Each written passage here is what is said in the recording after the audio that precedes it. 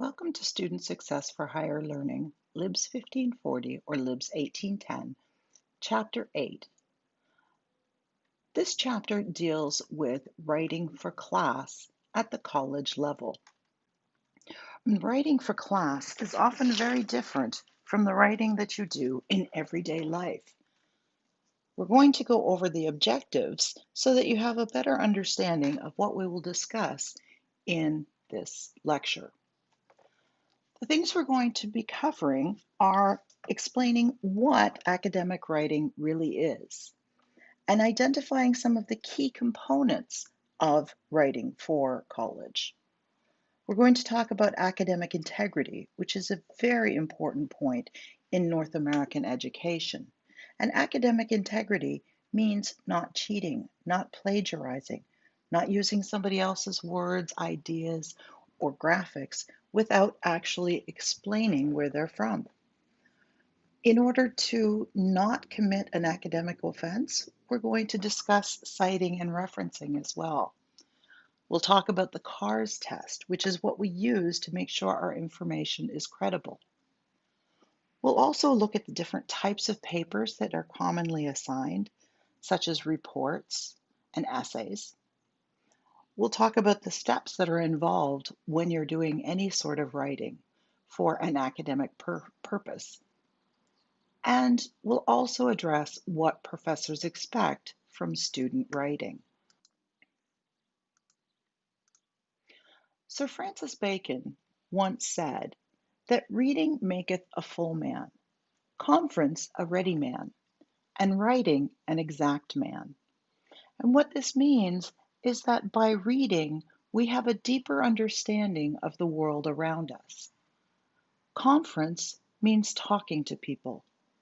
So by having conference with people or discussing things, we have a better understanding of the world around us and we're able to engage in discussions.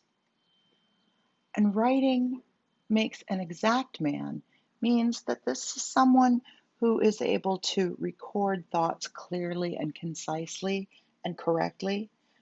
And also, writing helps us remember things better. So if you don't write, therefore, if a man write little, he had need have a great memory. This means that you need to memorize far more because the information that you would normally absorb in writing is not there. The next point, if he confer little, he had need have a present wit, which means if he's not talking to people and discussing different ideas, he has to be very witty. So he has to be able to come up with ideas as he's in conversation, but it doesn't necessarily mean those ideas are right. And finally, if he read little, he had need have much cunning to seem to know what he doth not. And what this means is, if you're not reading a lot, you're not learning about the world, so you need to pretend that you actually know.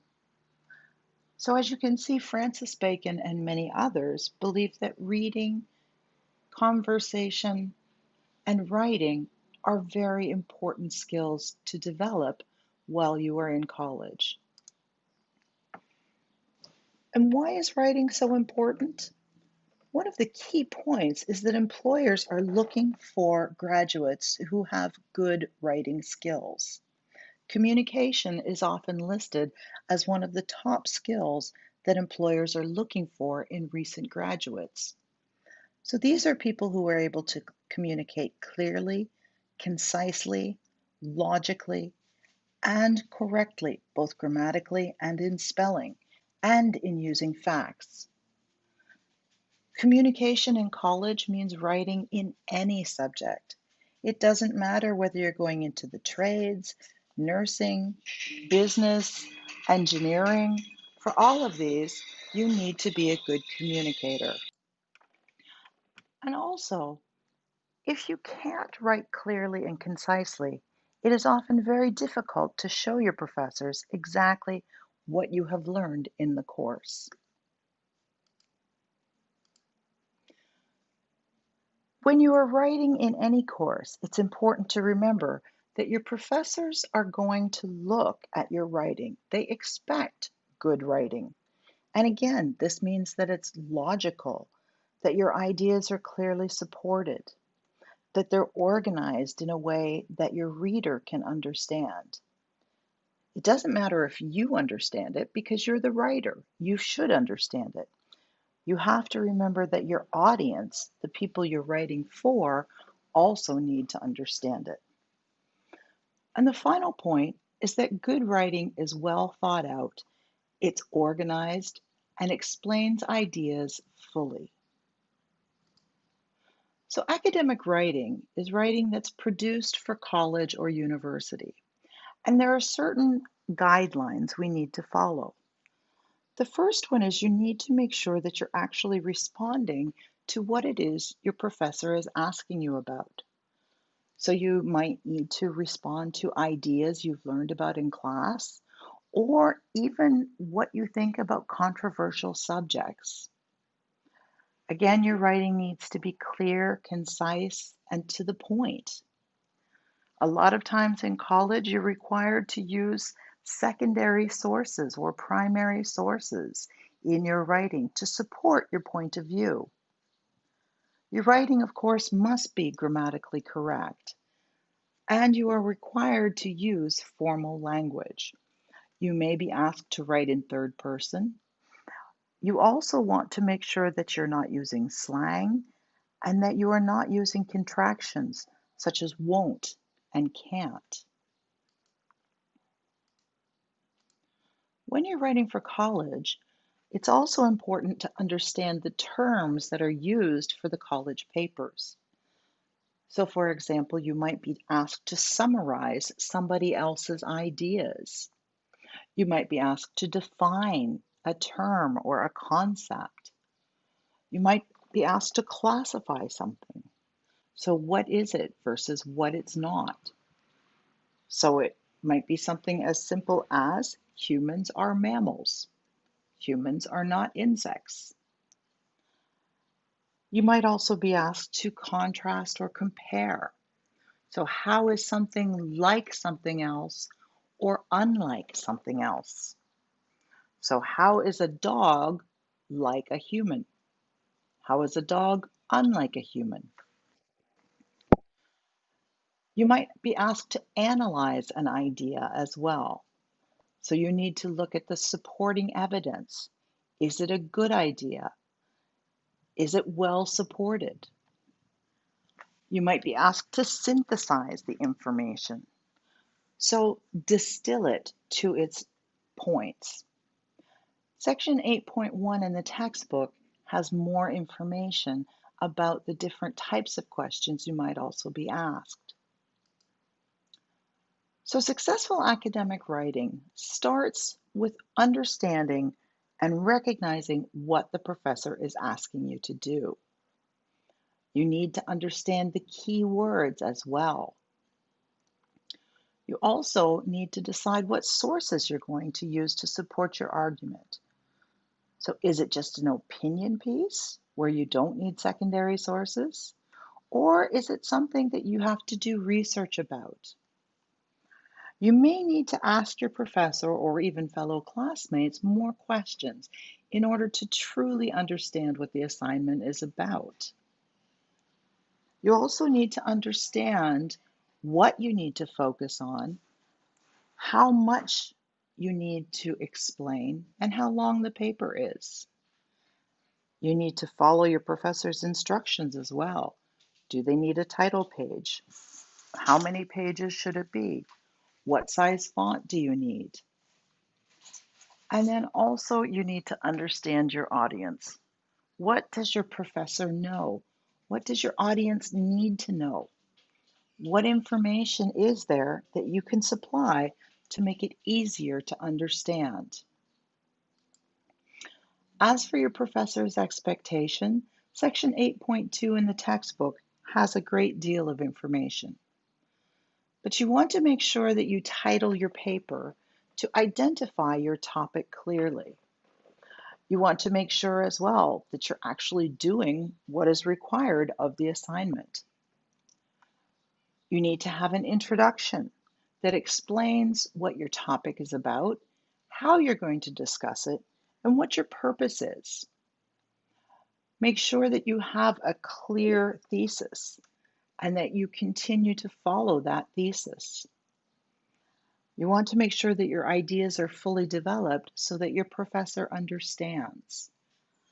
And if required, make sure that you have quotations or graphs or illustrations or other people's ideas. Between paragraphs, you want to make sure that you have a clear transition. Link one paragraph to another. Use transition words like in addition to, due to, also, as discussed. All of these help the reader understand how ideas are tied together. You want to make sure you document your sources appropriately. At Conestoga, we use APA at Conestoga. You can go to the APA at Conestoga website and you will find a lot of information that will help you cite and reference sources correctly. You also want to make sure you spend time editing your paper. Are your ideas all relevant? Do they actually add information, or is it just extras? Also know how to submit your assignment. Do your professors want something on paper? Do they want it submitted electronically? Make sure you know. So writing is a process, and good writing is something that takes a lot of practice. Even people who are good writers still practice. They don't just submit the first thing that they come up with. And the writing process begins with pre-thinking. So you might be brainstorming. You might come up with mind maps. You might do some reading or researching, working on outlining and planning. This is all part of the pre-writing. Then writing the draft means that you're organizing your ideas and creating a thesis statement. You're coming up with your paragraphs. You're figuring out where to put your research. You're coming up with topic sentences and concluding sentences for each of your paragraphs. Then you need to write an effective introduction and conclusion. The introduction can often be written at the very end of a paper, and this does not cause problems for the reader, as long as your introduction ties with the rest of your paper. Revising your paper means going back through your paper, really checking to see if your ideas are organized into good paragraphs, making sure that your research really does support your ideas, going back and revising your thesis statement if you need to, making sure all of your sentences are clear for the reader, taking out unnecessary information, or adding new points to strengthen or clarify your position.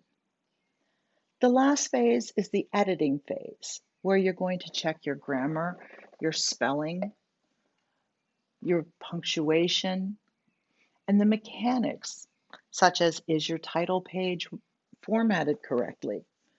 Do you have all the necessary elements? When you're starting to write, a couple of ideas that you can start with are discussing ideas with others, using your email to clarify your ideas with your professor or fellow students. You can brainstorm. You can keep a journal so that you can always have a piece of paper around to write ideas down in. You can ask questions like, what? What is this topic? Why am I writing about it? How can I explain it? It's important to remember that writer's block is a very real problem that many of us face. When we sit down at a computer to begin to write, it's very difficult to look at a blank piece of paper or a blank screen and know where to start. This is why our pre-writing stage is very important. Also, remember that in the previous lecture, we talked about life being simple if we take everything in small, manageable tasks. If we try to do everything all at once, this is where writer's block will often come in. If you are having trouble getting started, go to your planning stage, go to your brainstorming stage. If you can't think of anything to write, even writing something like blah, blah, blah will help you. You can just start typing any ideas down as well. Don't bother editing yourself. Just type and see where your mind takes you. This is often the simplest step for starting to write. When you're actually starting to write, though, it is important to remember what your purpose is. So if you are writing on a piece of paper or you're writing on your computer, make sure that at the top of the page you have your purpose written down so that can guide you in your thinking. When you're drafting your essay, it's important to make sure that you have a statement of intent or an outline for your paper before you do your first draft. The outline can be simple point form. If you prefer to sit and write an essay without doing an outline, that's fine. But remember, it is just a draft. From your draft, try to create an outline so that your ideas are held together better, logically, and it's easy to understand your points for the reader. You can also write down on a card or separate pieces of paper what you think are your paper's main points or the thesis. When you're writing a draft, don't be obsessed with detail. Don't worry too much about detail. Just get your ideas out. And then you can read your draft aloud to see where ideas fit together and where they don't. A few points to remember when you're writing is that good papers are not written without preparation. We all need to prepare before we sit down and write. And it's also a key thing to remember that writing is hard for everybody. Even professional writers often have days where they cannot write. And again, procrastination is very easy. When we procrastinate, we're putting something off until later. And there's a very real reason why we procrastinate. Science has shown that our brains would rather do something fun than something difficult. So we can easily procrastinate by watching fun YouTube videos or checking our social media or sending an email. Because when we do that, it makes our brain happy. Our brain says, oh, look, this is fun. When you sit down to write an essay, your brain says, this is hard work. So it's often very easy to procrastinate. I do it myself. So again, I refer to the saying, inch by inch, life's a cinch. Yard by yard, it's very hard. So set your essay up into small tasks or any writing assignment. Small tasks are much easier. Writer's block, as I mentioned, is something that is very real. You sit down at your computer or you look at a piece of paper and you wonder where to start. But overcoming it is fairly easy. As I mentioned, all you have to do is sit and write blah, blah, blah, or write anything on a piece of paper and see what happens. Remember that good writers develop over time.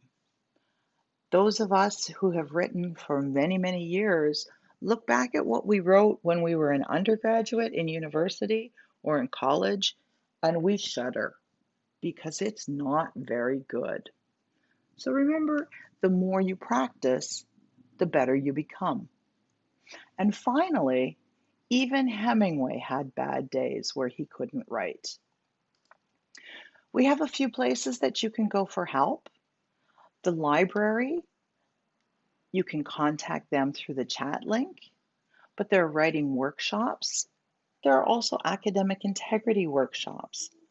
And the Student Success Services books appointments with students to review writing. There are also writing websites and writing handbooks online that you can find. The next topic we're turning to is plagiarism. And plagiarism means using somebody's words or ideas or pictures without stating where they're from and using it as if it were your own information. This is not allowed because basically you are stealing somebody else's work. When you are using somebody else's words, use quotation marks and cite the information properly. Use APA at Conestoga. When we are in our virtual classroom, I will show you some more information. Remember too that even if you are paraphrasing somebody's ideas or summarizing somebody's ideas, you have to cite your sources. And finally, if you cite a source, you also need to put it on the reference page. If you have a source on your reference page, you also need to have a citation in your paper. Now, academic integrity is being honest in all that you do. So you're not going to cheat, you're not going to share assignments, you're not going to copy somebody else's assignment, and you won't plagiarize. So assignment 2 is based on the academic integrity at Conestoga College. Remember that if you're using an outside source of information, you must always cite and reference that information using APA at Conestoga. If you go to the PowerPoint slides themselves, there is a video from Western University about academic integrity. It's a short video and worthwhile. When you are looking at information to cite, it's important to remember that if something is common knowledge or people can easily obtain that knowledge, you don't need to cite it. So for example, if I said that the Titanic sank on its first voyage, I wouldn't have to cite that because everybody knows that or it's easy to find. However, if I tell you the exact number of people who drown, I would need to cite that because it's not common knowledge. The things that you do need to cite are pieces of information that not everybody agrees upon, or facts and figures and statistics, or somebody else's words or ideas. When we're using other sources, we need to check and make sure that they are good sources. So we use the CARS test. What this means is that information we're using passes the CARS. So is it credible? Is it information from a source that is well known? Is it information from a source that we know who the writer is? Wikipedia is not a source that passes the CARS test because we don't know who the authors are, and anybody can go in and change the information. So while the information is mostly accurate in Wikipedia, you do want to make sure that you're using sites that are credible. So often university or college websites are good. The library has many credible sources. And you can also use information from newspapers or magazines. You also want to make sure that your information is accurate. So again, you want to cite your sources. If you are talking about the population of a country, then you definitely want to cite that source so that the reader can go back and check your source in case their knowledge is not the same as yours. You also want to use a reliable site. So sites like Breitbart are not very reliable because they have a very strong bias. And what bias means is that they are slanted in one way or the other towards or against a certain principle. Finally, you want to make sure that the information that you have is supportable. Has somebody else done research that they are citing?